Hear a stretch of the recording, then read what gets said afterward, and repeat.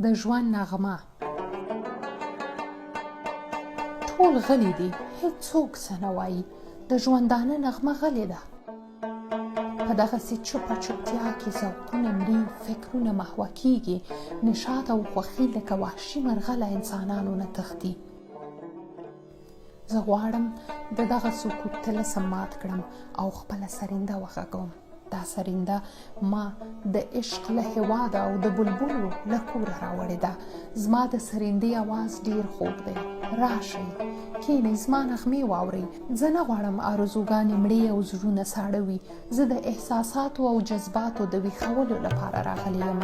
دغه ده، ما خپله سرنده راواخیسته او خپلې نغمې شروع کوم. دا څه وشول؟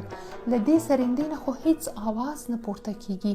سرنده خو نه ده ماته، تارونه یې هم په ځای دي. دا ولې نه غږیږي؟ ولې بې سوره ده؟ له دې نه لویه ضایعه بله نشته.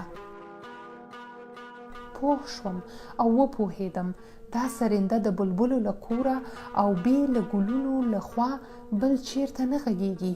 دا سرنده له عشق سره ارتباط لري او تارونه یې په هماغه مقام پورې تړلي دي. زه باید ګلزار ته ننوځم او د ګلونو په حرم کې د خپلې سرندې اواز واورم. زه باید د نرګس سترګې، د غوټۍ خندا، د چندړو لښتې، د سنبلو پریشانه زلفې وګورم او د حسن په ګلزار کې خپله سرنده وغږوم. بې له دې نه دا خاموشي نه ورکېږي او خوشحالي نه پیدا کېږي.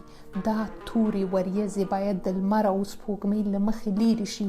د بلبلو پنجرې او قفسونه باید مات شي. د باغ تړلی ور باید بیرته شي چې خوشحالي راشي او ذوق و شعور سترګې وغړوي. د ژوند نغمه دغه تقاضا لري او بې له دې نه په ژوندانه کې نشاط او سرور نه پیدا کېږي.